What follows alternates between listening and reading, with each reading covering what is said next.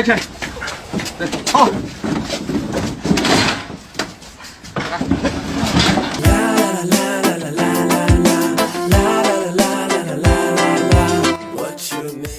上一回讲到，大熊猫乐宝原名袁心，幼年的他有丰富的经历，坐过敞篷皮卡车，为了吃上竹子，甚至打过黑工，还常常在与同伴争抢食物时饿肚子。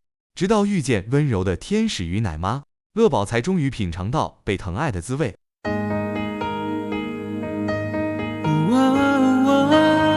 命运的齿轮悄然转动，当乐宝被选中富含旅居，与饲养员江爷爷相遇的那一刻，他的故事就此翻开了全新的篇章。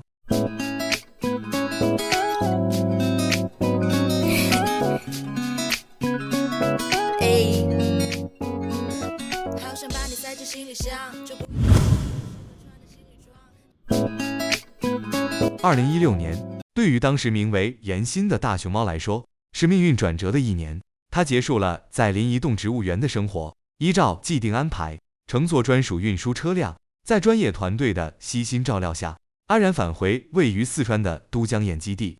此次归家，主要任务是接受全面且细致的健康体检。原来，中方与韩方再次携手，启动大熊猫国际合作交流项目。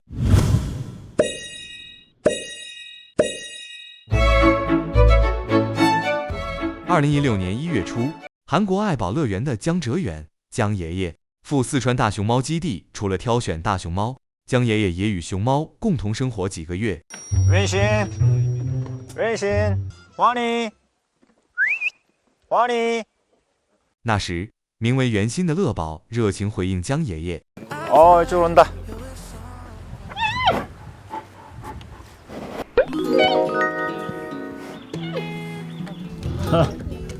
귀여워라. 여보.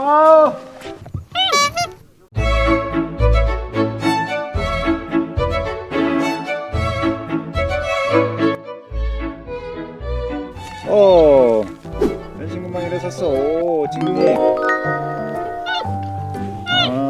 오케이.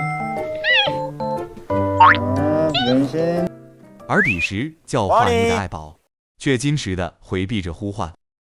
华妮，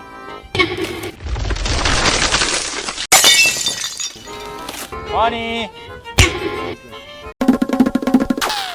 就这样，在那段时期，江爷爷充分了解彼此的行为习性、生活方式和性格，希望以此增进彼此间的亲密感。有一次，江爷爷打扫兽舍，乐宝突然来了个俏皮的倒立。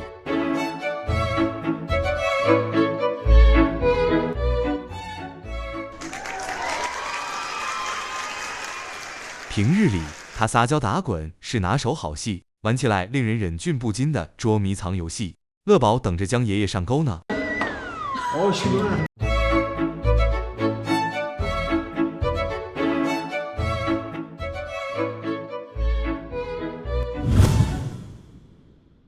原来当时许多国家的饲养员都选中了活泼可爱的乐宝，自此，乐宝即将踏上远赴韩国的旅程，也将拥有一个崭新的名字——乐宝。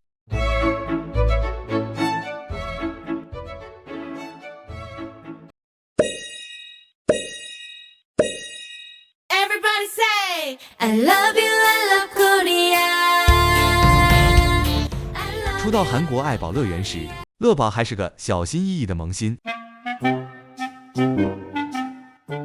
他端坐着一动不动，眼巴巴地等着游客来拍照，满心以为拍完照就能得到美味的竹子奖励。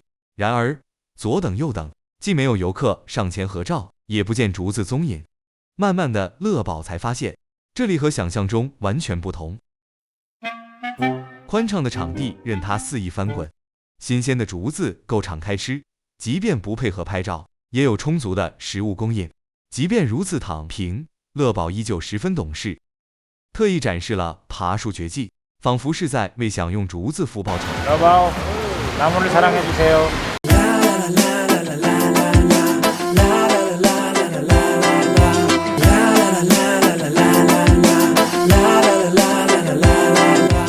此后，乐乐宝开启了逍遥自在的生活，他像个洒脱的公子，整日在园区里闲逛。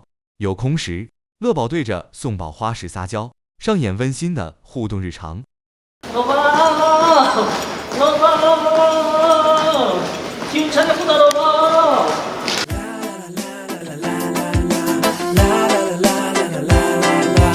甚至友善的乐宝和喜鹊都成了朋友，因为乐宝每啃一块窝头，都会留下细碎的残渣，恰好成了喜鹊的饕餮盛宴。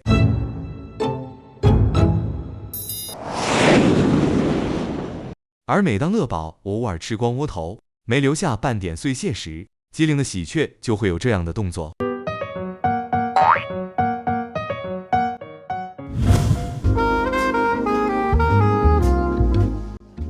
瞧，在这闲适的早晨，爱挑食的乐宝此刻正一边啃着窝头，一边打着瞌睡，这副边吃边犯困的模样，成了他独特的标志。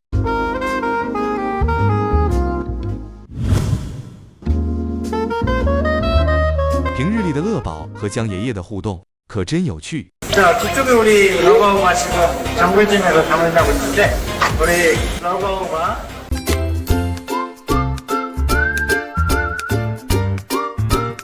两人就像大小孩一样，每天清晨的见面仪式里，总少不了乐宝招牌式的卖萌表演。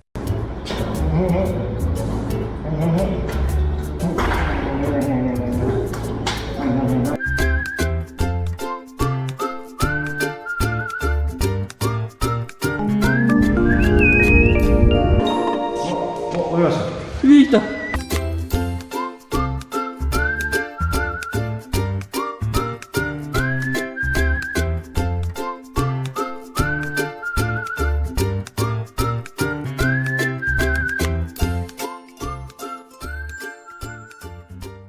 特别的是，那天接受药物治疗时，乐宝也不忘化身成舞蹈家。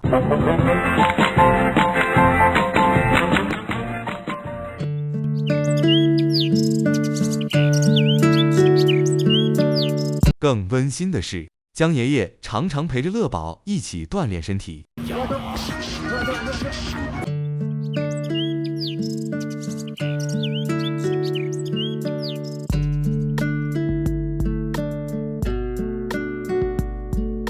这样的相处模式，哪里像是人类与大熊猫，更像是平凡生活里一对相伴成长、彼此治愈的父子。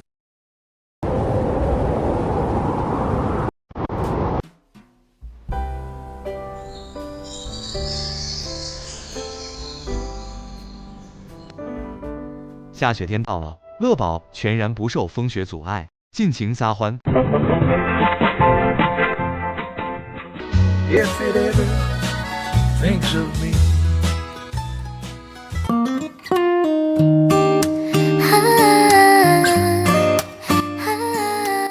回想起当年，那时的乐宝只要一踏入雪地，便立刻化身撒野的顽童。江爷爷精心雕琢的雪，被乐宝甩着尾巴横冲直撞，雪人便碎玉纷飞，令谁也想不到，眼前这个活力四射的大宝宝，竟是3个孩子的父亲。希望这份童真与快乐能一直陪伴着他，永远年轻。 러버 눈뭉치가 마음에 딱 들어? 러버 여기 좀 보자 러버 우리 러버 너무 멋있는데요?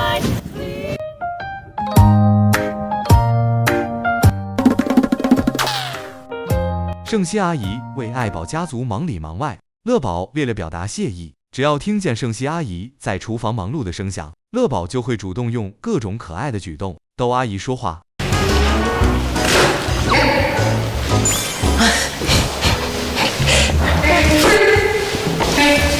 관심이 필요한 우리는 엄마고 누구냐고 누구냐 알았다 응.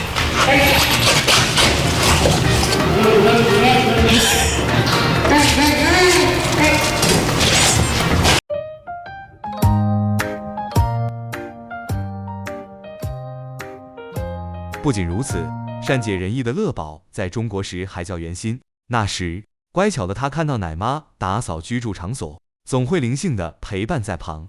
奶妈心疼可爱的乐宝，便会主动让他出去玩耍。不必陪着自己工作。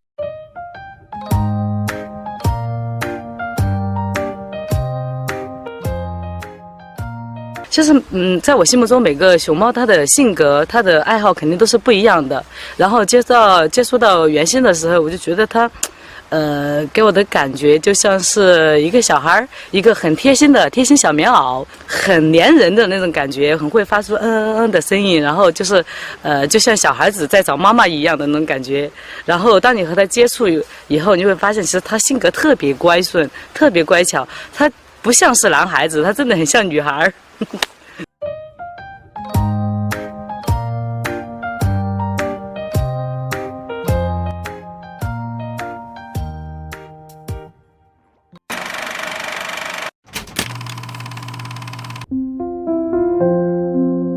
在韩国务工期间，乐宝不仅得到精心照料，还在业余演艺事业上大放异彩。他与爱宝一同拍摄爱宝乐园广告。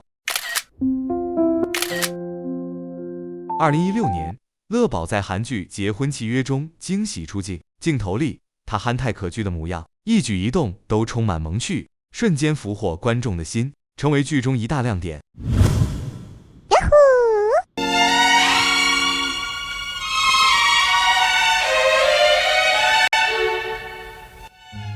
在感情方面，专一的乐宝成功俘获了白富美爱宝的芳心。初次见面时，乐宝化身功夫熊猫，